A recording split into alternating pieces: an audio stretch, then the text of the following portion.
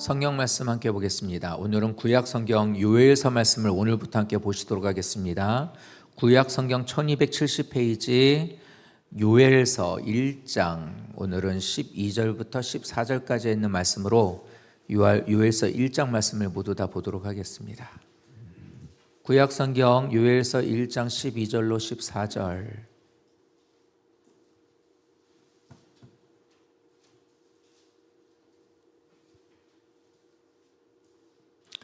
한 절씩 교도가도록 하겠습니다.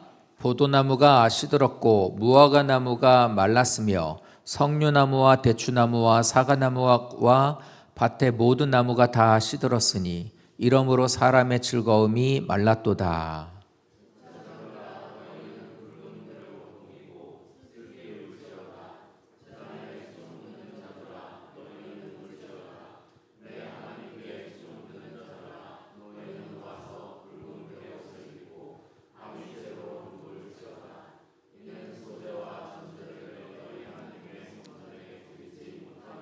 다 같이 너희는 금시계를 정하고 성회를 소집하여 장로들과 이 땅의 모든 주민들을 너희 하나님 여호와의 성전으로 모으고 여호와께 부르짖을지어다.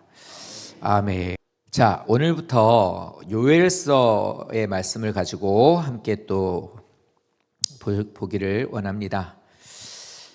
오늘 이 말씀은 부두엘의 아들이라고 하는 요엘 선지자를 통해서 하나님이 하시는 말씀인데, 요엘서는 이 시작이 하나님께서 유다 백성에게 재앙을 이제 예언하세요. 너희들에게 재앙이 있을 거야 라고 하나님이 이제 말씀하는 겁니다.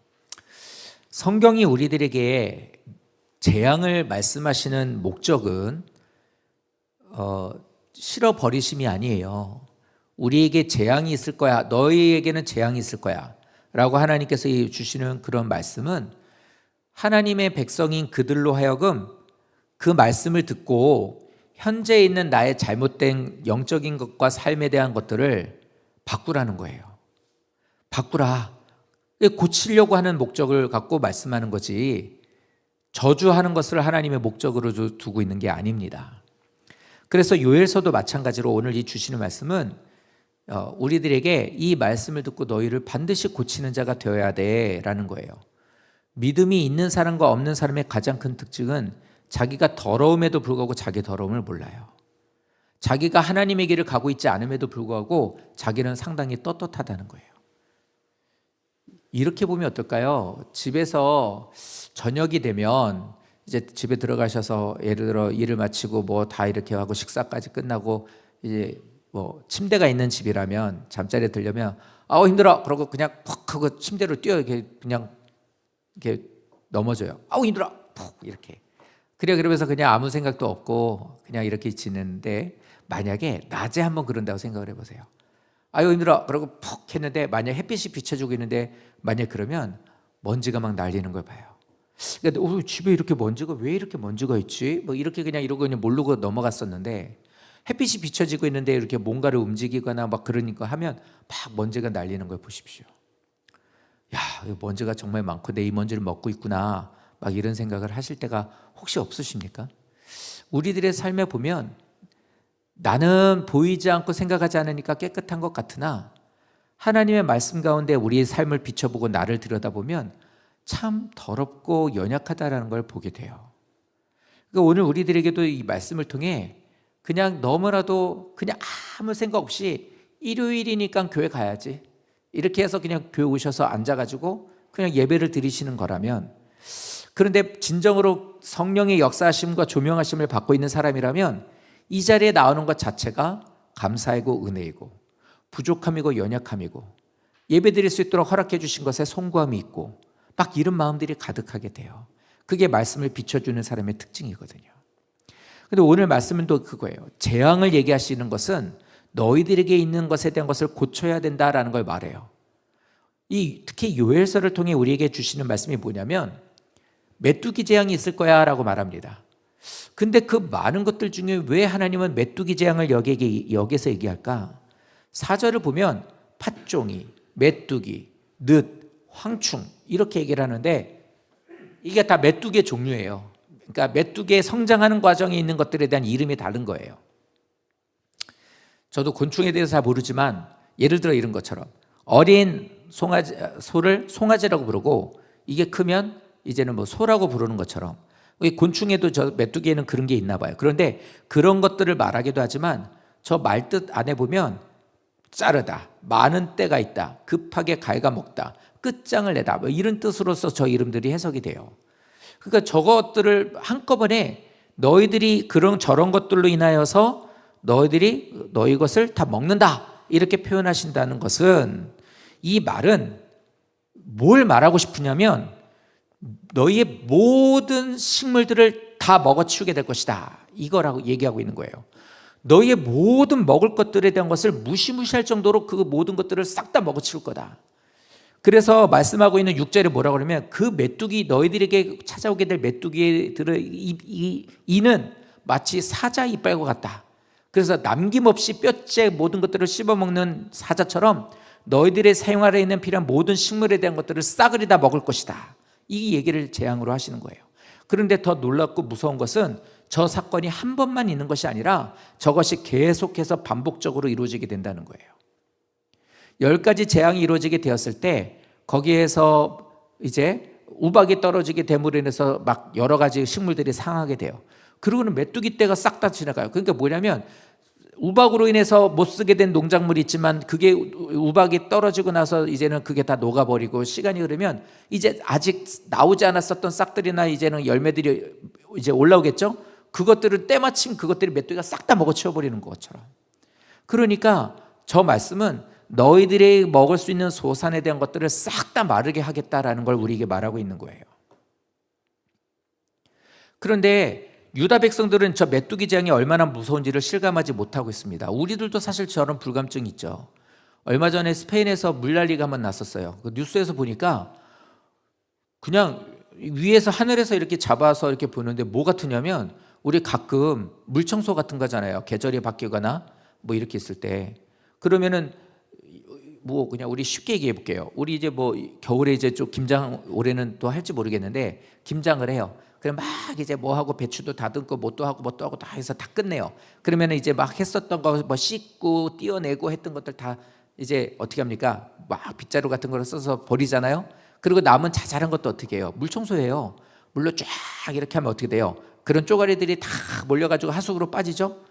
야, 스페인에서 물난리가 나는데 차들이 우리가 타고 다니는 차가 저 무겁고 무게가 많이 나가는 저 막 톤으로 되는 쇳덩어리인 저 차들이 골목골목마다 전부 다 하수구에 뭐가 저런 그런 배추 쪼가리들이나 뭐 이런 파 같은 것들이 쪼가리가 빠져나가는 것처럼 모든 골목에 있는 것들이 다 그렇게 막 하수구를 메우듯이 차들이 그렇게 막 쓸려 내려가 있더라고요. 그 물이 얼마나 물살이 세고 많았는지를 알 수 있어요. 그런 일을 겪을 때 막 세계 곳곳에 그런 일이 있을 때 거기 있는 사람들과 인터뷰를 하면 그러잖아요. 내 평생 살면서 나 70년 동안 여기 살면서 내가 태어나서 이렇게 살면서 이런 일은 처음이야 이렇게 막 하면서 사람들이 막 힘들어하는 걸 보잖아요. 이 말이 바로 그거예요. 유다 백성들은 이 일들에 대한 것을 실감하지 못합니다. 그 이유가 뭐냐? 지금까지 별로 어려움 없이 살았거든요. 지금까지 하나님이 그들에게 부어주신 것과 그 긍휼을 베풀어 주신 것으로 잘 살았거든요. 그러니까 이 사람들은 그것이 얼마나 무서운지를 모르는 것을 이제 이 말씀을 통해서 너희들에게 이런 일들이 닥치게 되는데 한 번이 아니라 이런 것들이 수없이 많은 것들이 남김없이 모든 것들을 싹 다 너희들의 것을 마르게 할 것이다. 이렇게 이제 말씀을 하고 있는 겁니다. 자, 그러면 저 말씀이 우리들에게 왜 저 말씀이 찾아오게 되느냐? 이제 이걸 알아야겠죠. 성도님들에게 이런 일들이 저런 일들이 일어나면 안 되죠. 안 되겠죠? 싫죠. 그런데 아니에요. 이건 우리들에게서도 없다고 말할 수 없습니다.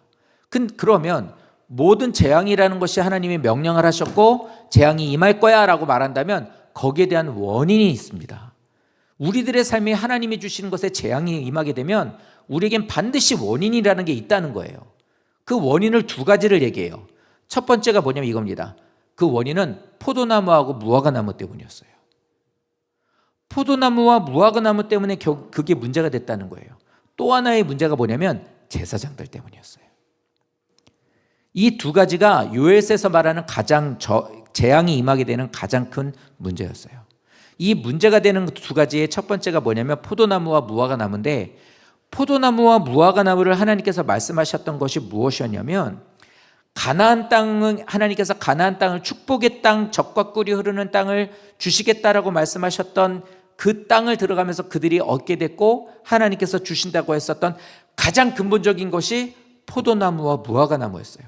마치 우리들의 삶 속에, 우리들이 예전에 이제 농사를 짓고 있었던 삶 속에 보면 벼를 많이 거둬들이게 되는, 보리를 많이 거둬들이게 되는 우리들의 삶처럼, 한 해를 마치고 나서 추수가 끝나고 났는데 그 추수한 것에 대한, 이번에도 보니까 저도 이제 경험, 이게 얘기를 들어보니까 알겠더라고요. 이렇게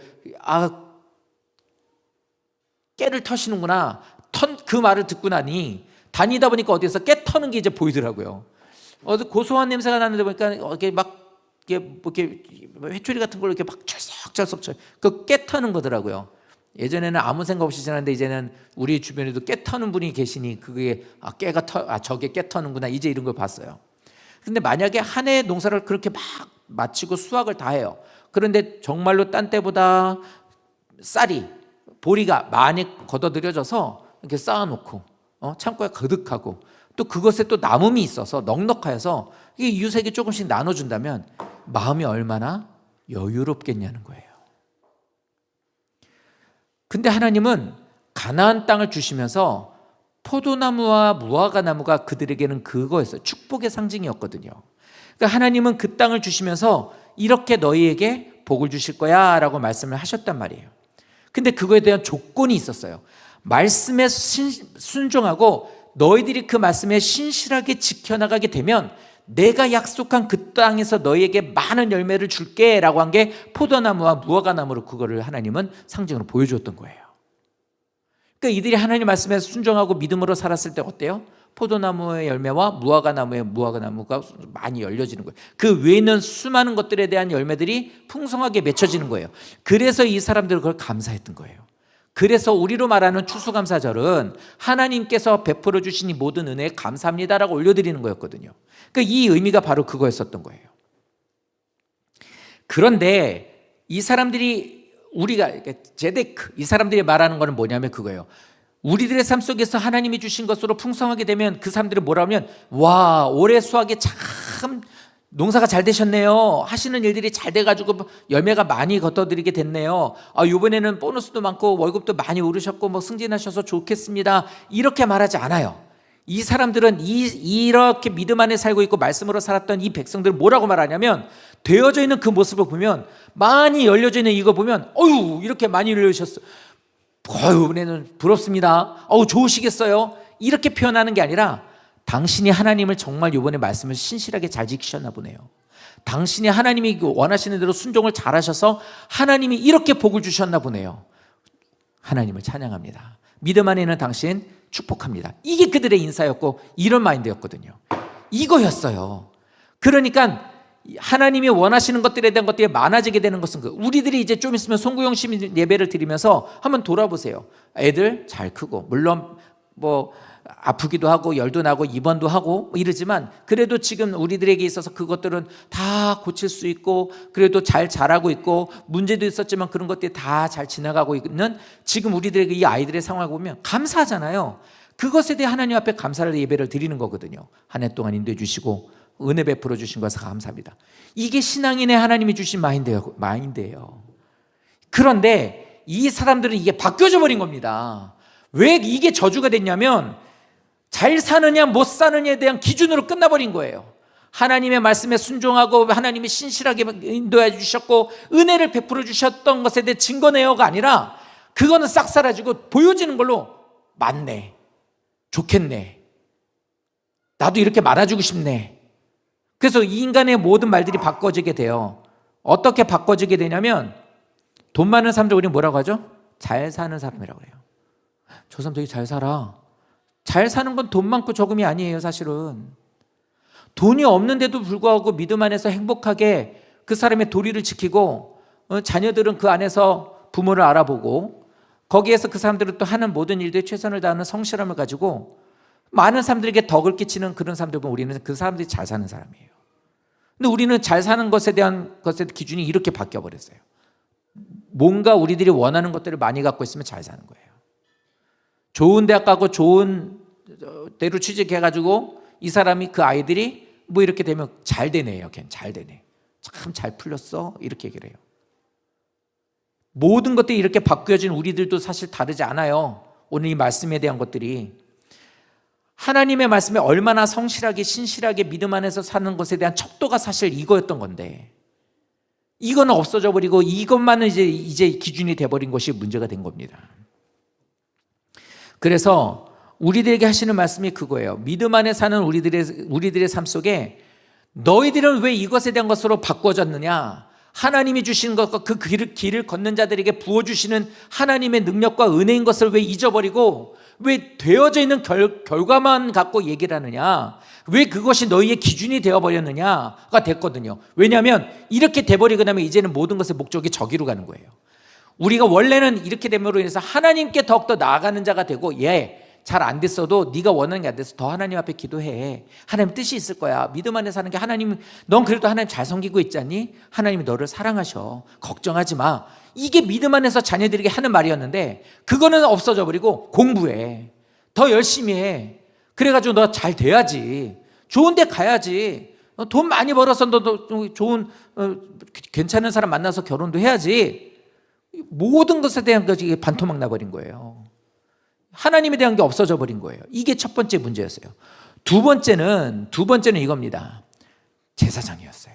이 제사장이 문제가 됐다라는 게 뭐냐면, 여기서 말하고 있는 소제하고 전제라는 것은, 소제는 곡식으로 하나님 앞에 드리는 제사이고 전제는 피로써 하나님 앞에 드리는 거예요. 근데 피를 통하여 드리는 것을 포도주로 대신해서 하나님 앞에 드리는 제사를 전제라고 합니다. 그런데 곡식도 없고 포도주가 없어서 하나님 앞에 드릴 수 없는, 제물로 드릴 수 있는 제물조차 없어져 버린 거예요. 교회에서 그러니까 하나님 앞에, 성도들이 하나님 앞에 드릴 것조차가 없어져 버린 거예요. 그래도 우리는 하나님 앞에 예물을 드리는데, 내 삶이 조금 힘들고 어쨌다 할지라도 주신 수업에 대해서 하나님 앞에 감사 예물을 드리는데, 하나님 앞에 감사 예물을 드릴 수 없다는 건 뭐냐면 이 삶의 모든 것들이 말라버렸다는 거예요. 그런데 문제가, 이 땅에서 한순간에 모든 기쁨이 사라지게 된 것을 말하는 건데, 이 두 가지가. 일단 제사장은 조금 이따 얘기하고, 이 교회 안에 하나님 앞에 드리는 제사로 드릴 수 있는 제물들이 말라버렸다는 건데, 이 두 가지에 대한 것들이 싹 다 말라진 거야. 한순간에 모든 제물을 소유할 수 있는 기쁨이 싹 다 말라져 버린 거예요. 사업하는 사람들은 다 그냥 완전히 제로가 돼버렸고, 월급 받는 사람들도 다 직장에서 잘리고, 내 삶에 걷어들이고 누리고 즐길 수 있었던 모든 것들이 다 없어진 거예요. 이런저런 이유로 통장의 잔고는 0이 돼버리고 아무것도 할 수 없는 것이 돼버린 것 같은 상황이 된 거예요. 이 기쁨이 다 사라진 이유가 뭐냐는 겁니다. 이 목적이, 이 두 가지가 뭐냐면 그거예요. 하나님이 주시는 은혜가 아니라 인간들이 모두 다 편안함과 안락에 취해서 죄에 대한 것에 대한 것이 전혀 이 사람들에게는 이제는 어떤 것도 작용이 되지 않는 상태가 되었기 때문인 거예요. 일상의 삶 속에서 제사장이 문제가 됐다는 게 바로 이거예요. 이렇게 말라버린 이유가 무엇일까라고 했을 때 우리가 그러죠. 요즘 경기가 안 좋으니까 좀 일하시는데 어려우시죠. 직장 생활하는 것도 좀 되게 막 좀 불안불안하시고, 사업하는데 너무 어렵고, 기도합시다. 하나님 뜻이 있으니 하나님, 우린 그래도 믿음으로 나갑시다. 막 이렇게 나가야 되는데 이젠 이것조차 말라져 버리니까 제사장들이 그 말을 못 하겠는 거예요. 이렇게 말을 하게 되니까 어떻게 되냐면 오히려 이마저도 말라버리는 거예요. 성도님들이 죄가 있으시면 하나님의 복을 주시지 않아요. 믿음 안에서 사시려면 하나님이 도우시지 않아요. 이렇게 얘기를 했더니 편안함과 안락에 취해 있는 성도들이 그 이제 말이 듣기 싫은 겁니다.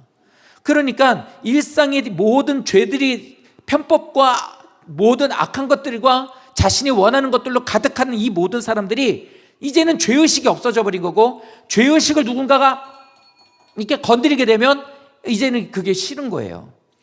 그래서 요에스를 통해서 막바로 그냥 하나님께서 메뚜기 재앙을 말을 하신 이유는, 이 사람들에게 있어서 죄는 너희들이 죄라는 것이 이런 것인데 이렇게 해가지고 이런 죄를 지면 하나님께서 어떻게 하시고, 이게 아니라 단도직입적으로 말하고 있는 거예요. 너희들에게는 하나님의 재앙이 임할 거야.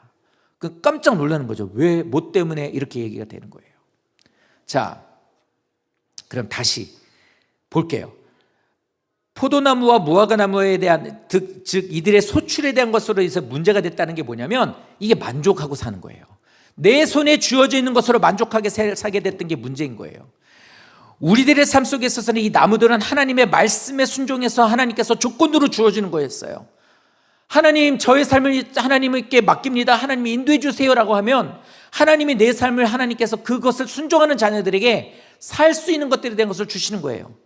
우리 아이가, 둘째 아이는 아직, 이제 큰 애는 이제 지가 이제 알바 같은 걸 하니까. 근데 작은 애는 그런 게 없어요. 그러니까 딱 한 달 용돈을 많지 않은 게 줘요. 그러니까 어떻게 되냐면, 그래요.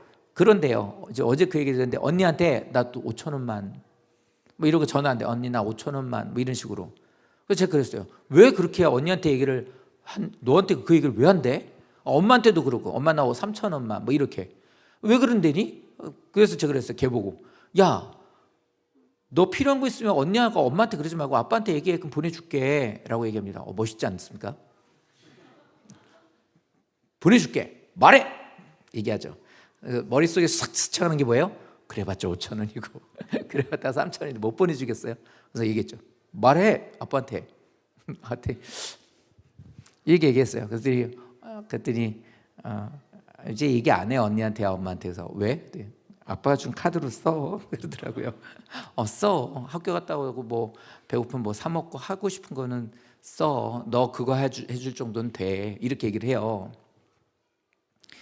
그러니까 뭐냐면, 말씀에 순종하고 올바른 길을 걷고 있는 아이에게는 그 모습을 갖고 있는데, 그런 모습을 갖고 있고 그런 생활을 하고 있는 애기 때문에 제가 그렇게 얘기를 하는 거예요. 만약에 그런 생활을 하지 않아요, 그러니까 막 쓸데없이 다니면서 여기저기 돈 쓰면 반대가 되겠죠. 너 왜 그렇게 쓰고 다녀? 너 카드 내놔. 너 이제 이거, 너 용돈 이제 뭐 이거밖에 없어. 너 정신이 있어? 뭐 이러겠죠. 근데 그런 생활을 안 하거든요. 그러니까 애들은 쓰고 나면 카드에 대한 걸 달래요. 그래서 뭘 썼는지 지들이 확인을 해요. 그러고 나서 이제 뭐가 문제가 됐고, 이게 왜 들어가 있지? 이러면 이제 얘기하고, 이제 큰애 같은 경우는 이제 이래서 자기가 자기 개인으로 쓴 거면 저한테 그걸 이제 돌려주죠. 자기 돈으로 할 거니까. 이렇게 얘기를 하니까. 그러면은 생활하면서 필요한 거 있으면 얘기해. 이렇게 얘기되는 거예요. 바로 이거예요. 하나님의 말씀에 순종하는 것에 대한 조건으로 하나님께서, 너 사는데 필요한 거니까 있어야지 라고 하면서 포도나무와 무화과나무를 말하는 것은, 그것만 먹고 어떻게 살아요? 포도나무하고 무화과나무 열매만 먹고. 고기도 먹어야 되고 쌀도 먹어야 되고 뭐 이렇지 않습니까? 버스도 타야 되고 때로는 뭐 하는데 뭐 필요한 거 사고. 즉, 생활하는데 모든 것에 대한 조건은 네가 순종하면 내가 알아서 채워줄 거예요. 이게 하나님의 백성들의 모습이었어요. 하나님 말씀에 성실하게 살게 되면 되는 거예요. 그런데 이 사람들 어떻게 돼요? 그 말씀을 끊어버린 거예요. 말씀에 순종하는 걸 딱 끊어버리고 여기에만 집중하는 거예요. 어떻게 하면 더 많은 걸 벌지? 어떻게 하면 더 풍성하게 살 수 있을까? 근데 가만히 돌아봤더니 믿음 안에서 살 때는 하나님의 말씀에 순종하고 그의 길을 걷는 것으로 인해 주셨어. 그러니까 그건 또 하나님 앞에 감사해. 하나님의 감사는 그거 보더니 또 부어줘. 또 그것으로 열심히 또 생활하면서 또 풍족하게 살아. 근데 살고 가만히 생각했더니 하나님이 주신 거네. 또 감사해. 이게 믿음 안에 사는 사람의 사이클이에요. 그런데 이제 하나님 말씀을 딱 끊어버리고 나서 이거에 집중하니까 들리는 소리가 이제는 그게 듣기 싫어요. 왜요? 이렇지 않은 사람들이 더 많이 벌거든. 편법과 자기 마음대로 자기의 원하는 대로 사는 것이 훨씬 더 행복하게 사는 것 같거든. 더 즐겁게 사는 것이 보여지는 거예요. 그러니까 어떻게 되냐면 말씀의 끈을 하나씩 풀러가기 시작하는 거예요. 주일 성수하는 것에 대한 말씀의 끈을 풀러버리고, 자녀를 키우는 것에 대한 말씀의 끈을 풀러버리고, 인생의 건강을 채우는 것을 하나님 손에 맡기는 게 아니라 내 힘을 하려고 그 끈을 풀어버리고, 구원받은 이들은 모든 것에 대한 것들이 다 끈이 하나님이었거든요. 내 생명 하나님께, 자녀 키우는 거 하나님께, 내 생활에 대한 모든 것도 하나님께, 다 하나님의 말씀으로 연결되어 있었기에 그것으로 해서 하나님께서 모든 것들을 공급해 주시는 것을 은혜로 살고 기쁨으로 알았는데, 눈을 들어서 이것만 보니까 하나님과 관계없는 사람들은 더 잘 살아요. 교만한 사람들이 더 잘 살고, 욕심 있는 사람들이 더 잘 살고, 주일날 교회를 와가지고 예배 드리는 것보다 놀러 가는 게, 왜 교회를 다니니까 힘들어? 야, 교회 다니니까 1박 2일을 못 가는 거 아니야. 너희들이 주일날 교회 그렇게 다니니까 식구들이 모여가지고 뭔가를 이렇게 좀 화목하게 할 수 있는 시간이 없는 거 아니야. 교회 다니니까 이런 거 아니야. 이렇게 되는 거예요. 그러니까 우리도 문제예요. 사실은 11시에 딱 오고 나서 우리가 주일 오후 예배 딱 드리는 그 시간 안에 어떻게 해서든지 해야 될 걸 해야 되니까 그 사이에다가 다 껴가지고 하는 거예요. 예배 시간도 딱 2시 반 안에 끝내야 되고, 그 안에 성경 공부도 해야 되고, 거기에 새신자 교육도 해야 되고, 다 껴놓는 거예요. 원래 하나님 원하시는 거 뭐냐면, 주일을 온전하게 드린다라는 것은 주일을 시작해서 사실은 우리들이 해야 될 것들이 모든 것을 그 안에서 다 하는 거예요. 그런데 우리는 어떻게 합니까? 이제는 사람들이 바쁘고 자기 시간도 있어야 되니까 시간을 줄여가지고 그 안에 막 타이트하게 그걸 짜는 거예요. 그러니까 이런 말씀 보면 이것도 사실 옳지는 않은데 이런 생각이 들죠. 근데 성도들이 이런 삶을 살게 되는 이유가 바로 이것 때문이라는 거예요. 주일에 공부하는 것이 훨씬 더 대학 가는데 유리해. 주일도 출근하고 돈을 벌어야 돼. 그래야지 나도 고객도 안 끊기고 하는 모든 일들이 그래도 좀 낫지. 내 삶에 있어서 가족들하고 2박 3일이라도 놀러 가야 그래도 이런 일이 있어야 삶의 재미라도 있지. 맨날 교회 다니니까 거기가 뭐 이것도 못하고 저것도 못하니 어떻게 하겠어. 이렇게 되는 거예요. 이것만 보면 이제 그렇게 되는 거예요. 자, 그런데 문제가 있어요. 이렇게 살면서 이런 것들을 그렇게 살면 더 채워져요. 이렇게 살게 되면 더 즐거울 수 있어요. 주일날 애들하고 놀러 가거나 아니면 성도님들이 어디 1박 2일, 2박 3일 놀러 가고 이렇게 하면서 하나님 앞에 예배하거나 이렇게 말씀 순종 안 하고 살면 더 재미있죠. 추억거리도 더 많아집니다. 근데 아주 큰 문제에 봉착하게 돼요. 문제가 뭐냐면 하나님과 함께하고 있었던 그 끈을 하나씩 끌어버리게 되면 내가 항구에 묶여 있었던 그 끈을 내가 거기서 이제 더 이상 묶여 있고 싶지 않다고 끌어버리게 되면 울타리 쳐져 있었던 그 양무리 안에 있었던 내가 그 울타리를 제껴버리고 나오게 되면 더 재미있고 짜릿하고 더 넓은 세상도 보고 더 많은 것을 누릴 수 있는데 제일 큰 문제가 뭐냐면 이제는 거기에서는 배는 떠나가게 되고 양은 이제는 포식자들이 우글거리는 그 세상으로 나가야 되고 끈을 풀어버리게 되면 하나님과는 단절된다는 소리예요. 이 생각을 못하는 거예요. 왜요? 죄에 젖어들어 마비가 되게 되면요 하나님께로부터 끊어지게 된다는 생각까지 못해요. 지금이 즐겁고 내 생각과 내 인생을 찾고 싶고 더 누리고 싶은 생각만 많이 하게 되는 거죠. 그러니까 어떻게 해요? 정신 차려보면 어느덧 나는 교회를 떠나 있고 말씀을 떠나 있고 나는 거기에서 세상 사람들과 어울리고 있는 자기를 발견하게 되는 거예요. 그러고 나선 돌아가려니 방향도 없겠고 거기에서 다 갈 수 있는 용기도 없고 버리자니 너무 버릴 것들이 많으니까 그 사람들이 입술에 뭐라고 고백을 하냐면 나도 옛날에는 교회 다녔어요가 되는 거예요. 그 고백을 하는 사람들은 결국 그거예요. 나도 한때는 하나님의 말씀에 끈이 묶여 있었는데 나는 그 끈을 끊은 지 오래입니다. 주님의 항구에 매여 있었고 그와 함께 항해를 하고 있었으나 이제는 바다 한가운데 표류하고 있는 인생이 되었습니다가 그 표현이에요.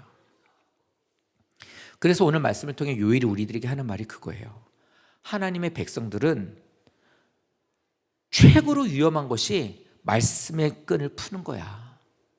너희들이 말씀의 끈 하나를 풀어버리는 순간부터 너희들에게 있어서는 이제는 하나님과 단절되고 이제는 배가 떠나서 떠내려가는 배가 되는 것이 되기 때문이야 라고 말하고 있는 거예요. 그래서 권면합니다. 무엇을 하더라도 어디에 서 있더라도 말씀의 끈을 끊지 말라 해요. 성도님들 절대로 청년으로서 믿음 생활을 잘하고 있는 아이들이 군대를 가도 거기서도 절대 말씀의 끈을 끊지 않아야 되는 거예요. 우리들이 일이 있어서 외국을 가더라도 내가 어떤 환경이 바뀌더라도 내 삶에 있어서 어떤 결혼하여서도 어떤 상황이 돼도 말씀의 끈을 끊지 않고 사는 자가 되는 거예요. 이게 하나님 우리에게 원하는 겁니다. 그래서 하나님 없이 사는 것은 절대로 잘 사는 게 아니에요. 하나님 없이 성도님들이 뭔가가 잘 됐다고 해서 그것은 축복이라고 말할 수가 없는 거예요. 세상적으로 성공했다고 해서 그것이 성공이라고 말할 수 없는 거예요. 그러니까 이것만 보고 잘 산다고 말하셔서는 절대로 안 돼요. 근데 아까 이거 보니까 이게 많이 시들어서 국가가 지금 고개를 이루고 있네요. 자, 비교하죠. 이렇게 싱싱하게 살아있는 모습이 되기를 원하지만 하나님 없이 이렇게 살고 있으면 이건 성공 아니라고요. 근데 내 인생이 지금 이렇게 좀 처져 있어요. 근데 이렇게 처져 있다 할지라도 저 뿌리가 하나님께 받고 있으면 쟤는 죽은 거 아니라고요. 말씀을 듣지 않으면 당장 편한 것 같고요. 우리들이 그것으로 해서 되게 자유한 것 같고요. 자기 인생을 찾은 것 같아요. 하지만 이렇게 살게 되면 바다 한복판으로 나가게 되는 거예요. 연에서 끈이 떨어진 것처럼 하늘을 날아가면 자기는 날아가고 있는 거라고 생각하지만 그거는 이미 추락하고 있는 거라고요. 이것을 깨달으셔서 어떤 상황에 계실지라도 말씀의 끈을 끊지 마시기를 부탁드립니다. 이게 우리에게 주시는 첫 번째 말이에요. 재앙이 우리의 것이 되지 않기 위해선 말씀의 끈을 끊지 말라요. 두 번째, 제사장에 대한 말씀을 하면 그래요. 성도들이 말씀을 떠나가지고 세상으로 자꾸 떠나가니까 경고를 해야 되거든요. 그렇게 사시면 안 됩니다. 하나님 말씀 떠나시면 안 돼요. 그렇게 하시면 안 돼요. 왜 하나님 앞에 예배하시는 것이야? 일주일에 한 번 예배 드리는 것도 그것도 그렇게 못 드리시면 어떻게 합니까? 왜 예배를 온전히 못 드립니까? 좀 운동을 좀 할까 싶어서 학생 중에 2명하고 어저께 자전거를 탔어요. 그러니까 저기 구일역 가면 도로가 끝나요. 여기서 이렇게 자전거 타러 쭉 따거든. 구일역 가면 끝나요. 거기에 수문이 하나 있거든요. 그러니까 여기에 목감천 이렇게 쭉 흘러가가지고 안양천으로 합류되는 데가 있어요. 그러니까 거기서 끝나고 어떻게 보면 거기서부터는 이렇게 언덕으로 이렇게 좀 이렇게 돼 있고 거기 이제 넘어가면 이제 안양천이에요. 이제 그러면 고척동, 목동 이쪽 나오거든요. 그래서 이제 그 길을 가기 전에 얘기를 했어요. 야, 가다 보면은 길이 하나 이제 언덕이 나와. 거기서 딱 언덕 보이면 막 밟아 올라가야 돼. 한 방에 올라가서 우리 거기 위에서 보자. 그런 거예요. 그때 한 애가 그런 거예요. 목사님, 근데 여기 언덕 있나요? 그런 거예요. 설명 다 했는데 여기 오르막길이 있냐고 물어보는 거예요. 얘기했잖아. 아, 그런가요? 라고 얘기하더라고요. 아, 네. 얘기를 했는데 그래서 이제 가가지고 딱 시원하게 거기에서 바람 쐬고 편의점 데려가서 라면에 그 삼각김밥 그 꿀맛이거든요. 자전거 타고 돌아올 때 딱 먹었어요. 먹고 공사를 하고 있길래 횡단보도 있길래 이쪽으로 하면 횡단보도 없으니까 건너가자. 네. 그런데 가다 보니까 나 혼자 가고 있는 거예요. 걔네는 그냥 횡단보도 있는 쪽으로 가는 거예요. 한참 기다렸네. 근데 얘기했어요. 야, 이 횡단보도 없는 데로 가자고 그랬잖아. 그랬더니 그냥 뭐 들은 척도 안 하는 거. 아, 저는 절대 이게 희수하고 현우라고 말 안 했어요. 말을 좀 들어, 말을. 성도님들, 우리들의 삶이 말을 듣는 거에 대한 것을 경고를 해야 돼요. 근데 성도들이 하나님이 원하시는 대로 말에 대한 것을 안 들으시면 경고라는 걸 하게 돼요. 왜 예배를 그렇게 드립니까? 왜 말씀을 드렸는데 왜 안 들으십니까? 왜 주일 예배 한 번을 드리는데 그것도 온전하게 못 하십니까? 그렇게 해가지고 신앙생활 어떻게 하십니까? 이 경고가 있어야 돼요. 있는 게 당연해요. 그런데 하나님의 말씀으로부터 끈을 끊어버리고 세상에 대한 것만 집중하고 있는 사람들이 되고 이게 맞들려 버리니까 어떻게 되면 이 다음부터는 이게 이제는 듣기 싫은 거예요. 듣기 싫어요. 그러니까 이 들으면 표정부터가 바뀌어요. 앉아있으면서 내가 여기 왜 앉아있나? 아, 정말 듣기 싫어. 표정을 보면 그래 보여요. 그래서 제가 설교를 할 때는 보면은 저 위를 보고 하죠. 저는 성도님들 잘 안 보는 이유가 간혹 그런 걸 보면 제가 좀 여려서 이런 거 보면은 저도 마음이 흔들려요. 그래서 좀 그래요. 그런데 제사장들이 뭐냐면 안 하는 거예요. 소제로 드리고 전제로 드릴 수 있는 것들이 끊어지는 거예요. 왜요? 이 말만 안 하면 내가 이렇게 해서 성도들 기분 나쁘게만 하지 않으면 이 사람들 교회는 적어도 안 나가니까 나 교회 안 다닐래요. 나 딴 교회로 갈래요. 이래 버리면 소제와 전제에 대한 제사 드릴 수 있는 게 줄어든다. 우리로만 뭐가 줄어든다예요? 헌금이 줄어드니까. 헌금 줄어들지 않으려면 내가 이런 소리만 안 하면 되는 거예요. 괜찮습니다, 성도님들. 그래도 여전히 하나님은 사랑하십니다. 하나님의 사랑은 한량없으시거든요. 그 사랑으로 언제나 축복해 주실 겁니다. 할렐루야. 다음 주에 봬요. 이렇게 되니까 이 사람들 어떻게 해요? 마음의 위로가 되고 또 그 말이 또 기분 좋고. 그러니까 이 표현을 하자면 적어도 뭐 하나요? 헌금은 안 끊기니까. 그러니까 목사는 어떻게 합니까? 이거에 대해서 입을 다물어 버린 거예요. 그래서 재앙의 두 번째 원인은 제사장들이었던 거예요. 당장 관계가 불편해지는 것을 감수하더라도 설령 이럴 때가 있어요. 성도님들 그렇게 신앙생활 하시면 절대 안 돼요. 죄송한 얘기지만 그렇게 하시는 건 하나님 안에 있는 사람 아닙니다. 이랬는데 이 사람이 정말 기분 나빠서 교회를 나갔어. 그러면 무슨 생각하냐면 그래요. 인간이니까 목사님 입장에서도 속상하죠.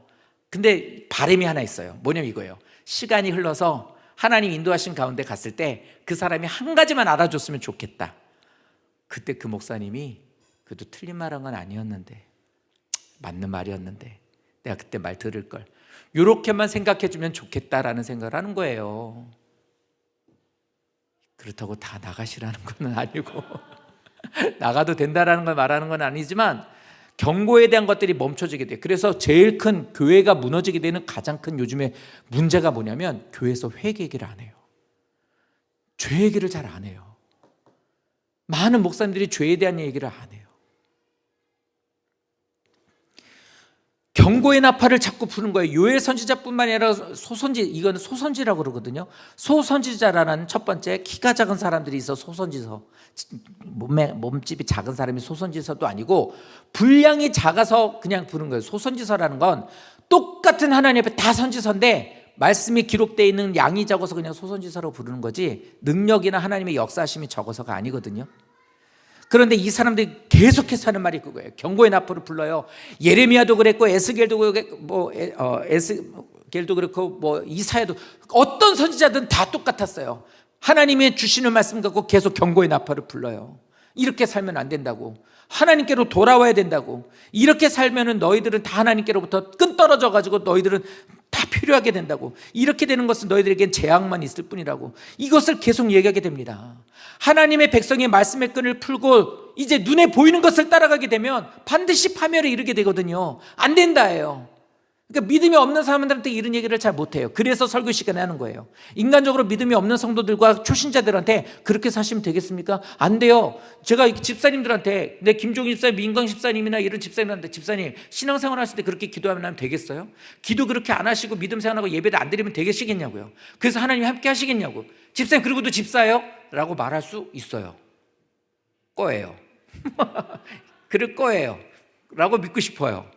그런데 초신자예요. 교회 오신 지 한 1년도 안 됐어. 근데 그런데 그래가지고 신앙생활 하시겠습니까? 그래가지고 이렇게 하시면 되겠습니까? 그래가지고 그리고도 성도님이십니까? 그러면 그 사람도 어떻게 해요? 차단. 연락 안 돼요. 그다음부터. 경험이 됐거든요. 이러고서 정말 그래. 그다음부터 원수 보듯이 보는 분들도 있었어요. 이러고 나니까 제가 무슨 생각을 했냐면 예배 시간에 이제 우리는 홀이 하나이고 이러니까 예배 드릴 수 있는 공간이에요. 근데 부목사 있을 땐 한 3,000석 돼요.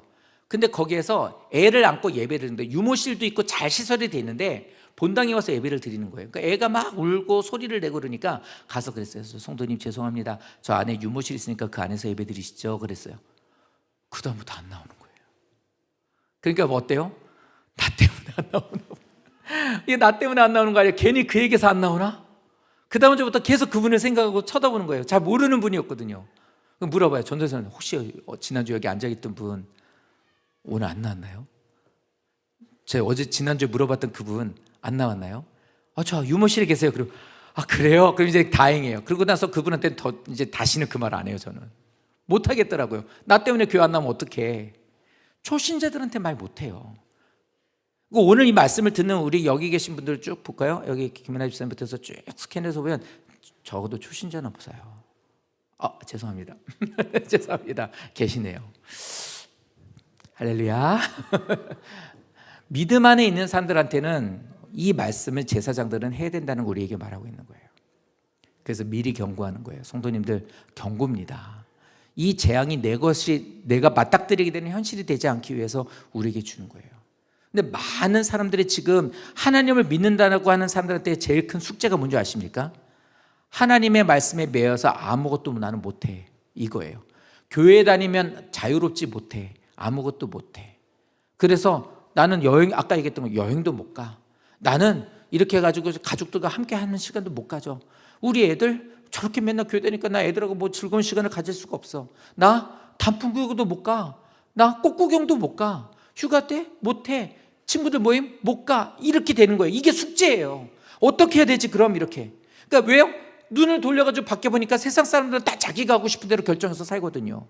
그렇게 산 사람들이 그러면 문제가 되느냐? 단풍 구경 가면은 발모가지가 부러지거나 아니면 애들하고 놀면 애들이 갑자기 사라지거나 뭔가가 있다면 무섭죠. 근데 그렇지도 않거든. 오히려 하나님을 떠난 사람들이 더 잘 살고 행복하고 많은 걸 누린다고 생각을 해요. 교회를 다니는 사람들이 봉사를 좀 하고 있어요. 근데 이 사람들이 어떻게 합니까? 내가 이렇게 왜 봉사를 해? 아니 다른 사람들은 다 열심히 저렇게 놀고 있는데 교회는 일이 없어 할 사람이 없어 당신만 그렇게 일해? 일할 사람이 없어 집사님만 와서 맨날 이렇게 일해요? 라고 명예훼손 집사님이 그렇게 말하는 거예요. 그러니까 교회에서 우리들이 하나님의 말씀이 끊어지게 되면 숙제가 그건 거예요. 왜 교회를 다니는 우리들이, 우리 집은, 왜 당신들은, 아내는, 남편은 왜 당신만이 그렇게 일하느냐는 거예요. 당신도 적당히 해. 왜 맨날 그렇게 교회가, 왜 맨날 이렇게 이런 얘기를 하는 거예요. 이게 왜요? 숙제예요, 숙제.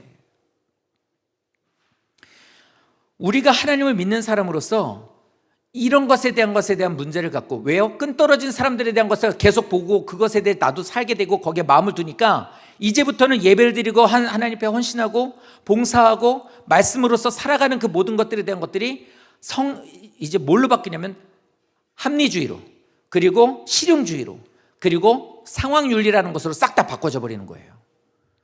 그러니까 굳이 그렇게 할 필요 없다예요. 왜 너는 그래? 그러니까 많은 사람들이, 청년들이나 성도님들이 교사하면 정말 시간 많이 뺏겨요. 그러니까 그런 거예요. 왜 그렇게 맨날 교회가 사냐? 교사인데 하지 마, 그런 거. 그냥 교회 예배만 잘 드려. 그래도 잘 살아. 숙제를 그렇게 풀어버리게 되면 이렇게 얘기하게 되는 거예요. 근데 문제는 목회자들도 여기에서 이것에 대한 것을 말하지 않는 거예요. 그러니까 적당히 그냥 신앙생활 하시는 것에 대해서 눈 감아주는 거예요. 이게 현재로서 교회가 쇠퇴하는 이유이고, 요엘이 살고 있었던 시대에도 바로 하나님을 떠나는 사람들이 많아지게 된 이유가 바로 이거였던 거예요. 그래서 우리는 이 말씀을 통해 이것을 알려고 합니다. 사랑하는 성도 여러분, 목사가 자기 감정에 취해서 성도들한테 막 해대는 것은 사실 되게 옳지 않아요. 내 감정이 안 맞는다고 해서 기분 나쁘다고 해서 누구를 딱 하나 찝어가지고 그 사람 막 휘비파는 건, 그건 목사로서 자격 없다고 봐요. 하지만 말씀을 통해서 이렇게 우리에게 주시는 말씀을 갖고 펼쳐서 성도님들에게 말씀을 드리고, 옛날에는 이런 일이 있었대요. 그러니까 지금은 괜찮으니까 걱정하지 마세요. 이건 큰일이고, 또 하나, 이런 것이 있다고 불편할까 봐 말하지 않는 것, 옛날 얘기니까 괜찮다고 말하는 것도 아니에요. 말씀은 현재를 살고 있는 우리들에게 거울이에요. 나를 보게 하는 거울이에요. 그러니까 있는 그대로에 대한 말씀을 전할 수밖에 없어요. 때로는 이 말씀이 듣기 싫거나 나를 찝고 하는 말인가라고 한다면 은혜로 받으십시오. 왜요? 진짜 하나님께로 떨어진 사람들은 그걸 그렇게도 듣지 않아요. 남 얘기로 듣지. 김 집사 안 왔나? 이 집사 안 왔나? 왔네? 새겨 듣기나 하나? 이렇게 생각하는 거예요. 왜요? 이 사람들은 이미 숙제를 세상의 숙제로 한 거죠. 하나님 말씀으로 숙제하지 않는 거거든요. 그래서 말씀을 드릴 때마다 성도들이 시험 들면 어떡하지라는 말을 생각하고 드리는 게 아니라 그냥 마음이 무거워요.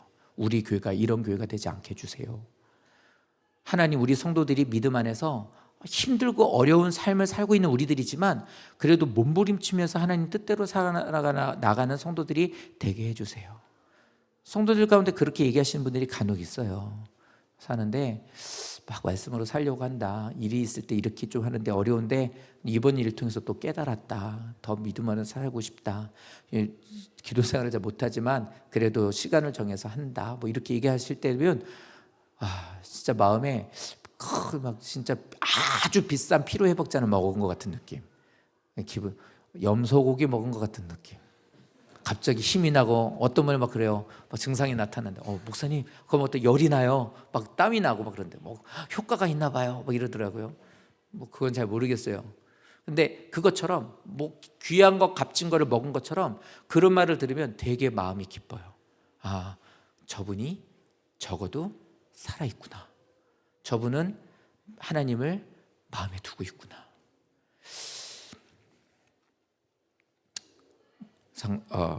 그리스도인의 풍성한 삶은 눈에 보이는 것에 절대 달려있지 않아요. 그러니 성도님들이 사시면서, 믿음 안에 사시면서 이걸 꼭 기억해 주십시오. 세상 사람들과 하나님을 믿는 성도님들, 하나님의 자녀들과의 가장 큰 차이가 뭔지 아십니까? 세상 사는 원리가 다르다예요. 세상 사는 사람의 원리가 달라요. 나는 아직 하나님 말씀을 잘 모를지라도 자꾸 애들을 교회를 보내서 말씀을 듣게 한다고 하시는 것은 그래도 그것의 원리를 다른 것에 찾고 있는 거예요. 그러면은 그것에 대한 것은 우리들이 그 아이를 보장해 주지는 못하지만 그렇게 크는 아이들은 하나님이 그 아이를 키우는 것을 우리는 믿어요.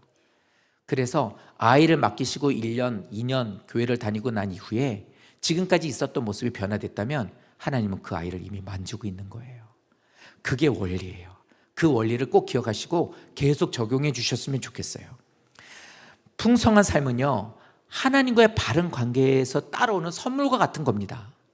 그러니까 나는 저 뒤에 있는 선물이라는 것은 주면 고맙지만 안 줘도 사실은 상관없는 거예요. 관계가 우선인 거예요. 하나님과 온전한 관계를 이루고 계셔야 돼요. 그러니까 다시 말하면 하나님과 온전한 관계를 이루고 있으면 풍성하게 해주겠지? 이거는 아니에요. 그건 반대예요. 나는 생각을 하나님을 우선으로 생각하고 있지만 아닙니다. 왜요? 선물에 벌써 이미 마음을 가겠으니까. 그 불교 있는 사람들 그런 얘기 있잖아요. 옛말 뭐에 제밥에 더 관심 있다 이런 말처럼. 성도님들 꼭 이 훈련을 많이 해주세요. 하나님과 온전한 관계를 더 중요하게 여기십시오. 이것이 우선이어야 돼요. 아까 이 꽃으로 얘기했던 꽃을 두고 얘기한 것처럼 내가 믿음 안에서 믿음을 신실하게 살아나가는데도 불구하고 내 삶에 있어서 선물과 같은 일이 없다 할지라도 내가 하나님과 온전한 관계를 이루고 있으면 이 사람은 승리한 사람 맞아요. 맞아요. 그것에 대한 것을 소망을 갖고 있는 거예요. 그랬을 때 우리의 삶에 비춰지게 되는 het살이든 바람이든 지금과 같은 따뜻한 말 한마디든 이런 것들을 우리는 또 하나님께 감사와 찬송으로 나가게 되는 거예요. 그러니까 1차적인 것에 자꾸만 세상에 대한 것에 원리를 갖게 되면 하나님을 똑바로 믿어야 내가 돈을 많이 벌어야 난 하나님 일을 잘할 수 있다. 그러니까 반대로 생각하셔야 돼요. 하나님 내게 건강 주시면 주일 잘할게요. 내게 물질 주시면 헌금할게요. 내게 하나님 건강 여러 가지 대한 여건과 환경을 조성해 주시면 봉사할게요. 우리는 원리를 세상의 원리를 두고 있으면 이렇게 얘기를 해요. 근데 하나님과의 온전한 관계를 이루고 있으면 반대가 돼야 돼요. 하나님, 저는 하나님과 온전한 관계를 이루길 원합니다. 그러므로 인해서 하나님께서 주시는 내게 맡겨주신 것을 최선을 다하여서 이 일들을 할 수 있게 도와주십시오. 그렇게 할 때 하나님께서 내게 은혜를 주시는 것을 저는 믿습니다. 먼저 하나님과 관계를 두고 나가는 거예요. 그렇게 나아갔을 때 내게 있는 것들이 온전하게 많지 않을지라도 그 사람은 감사함으로 그 길을 걷게 되는 거예요. 시험 들지 않고. 물질적으로 풍요한데도 불구하고 겸손한 사람은 세상에 있는 것에 대한 것에 가정과 자녀들과 모든 것들에 대한 것에 하나님이 주시는 겸손과 말씀 있는 사람은 그 모든 것들이 가장 큰 특징이 뭐냐면 그걸 하나님이 주시는 축복으로 알아요. 그래서 엄마 좋아 아빠 좋아가 아니라 하나님이 너를 만드신 분이야라고 하나님을 사랑하는 먼저 가르치는 자가 되고 이게 겸손한 자이고 주시는 것에 예물을 드리는 것에 있어서도 늘 그렇게 축복 기도하는 것에 오랜 시간을 할애하는 이유는 그겁니다. 하나님 인도하신 가운데 믿음으로 나가는 자가 된 것에 대한 것을 고백이기 때문이에요. 그런 이들이 하나님이 주시는 것을 받을 자격이 있기 때문에 우리들의 삶 속에 성도님들이 주신 것에 늘 감사하고 겸손하고 하나님이 주신 축복으로 한다면 잘 가고 있는 거예요. 근데 반대로 볼까요? 물질적인 풍요나 성도님들이 많은 것을 누리고 있는데 문제가 되는 사람 뭐냐? 교만이에요. 이렇게 되는 거예요. 이게 없어야만 모든 것에서 하나님의 은혜로서 이게 되는데 이게 서 있어 버리면 다 걸려. 그러니까 모든 것에 있어 시험에 걸리게 되는 거예요. 맨날 왜 돈 얘기해? 왜 교회 가면 맨날 저런 얘기해? 왜 맨날 저렇게 날 찝어? 왜 나 이렇게 불쾌하게? 나들으러 가는 소리지? 맨날 하는 소리가 이거예요. 왜요? 이게 서 있으니까 늘 걸리는 거예요. 하나님이 주시는 것이 하나님의 것이 아니라 내 거라고 생각하는 사람은 다 걸리게 돼요. 뭐 하는 것도. 쳐다보는 거 목사고 눈 맞춰 왜 나 쳐다본대? 이런다고요. 사랑하는 성도 여러분, 술을 음식에 넣거나 약으로 쓰게 되면 이거는 우리에게는 아주 유익을 주지만 이것이 그냥 자신의 기분을 위해서 들이마시는 것이 되면 이거는 해가 되는 거예요. 이거는 온전한 삶을 살지 못하게 하는 거예요. 그것처럼 내게 이런 것들이 없다 할지라도 하나님과 온전한 관계를 갖고 있으면 내 삶은 유익한 삶을 살 수 있는 거예요. 그런데 그게 아니라 이것만을 목적으로 하고 있으면 아무리 많아도 이것은 나에게 온전한 삶을 살 수 있게 되는 것으로 살지 못하게 하는 겁니다. 그래서 성도님 모든 것에 이렇게 하셔야 돼요. 자녀를 주셨나요? 자녀가 잘 크고 있나요? 그 자녀들에 대한 모든 것들을 하나님께 두신다면 하나님이 그 아이를 키워줄 거예요. 그러나 그 아이가 목적이 돼버리면 저거는 이제 세상 원리로 바꿔지게 되는 거죠. 그러면 어떻게 돼요? 다 걸리는 거예요. 하나님과의 모든 것들이 다 걸려요. 그러니까 다 모든 것들을 이렇게 얘기해요.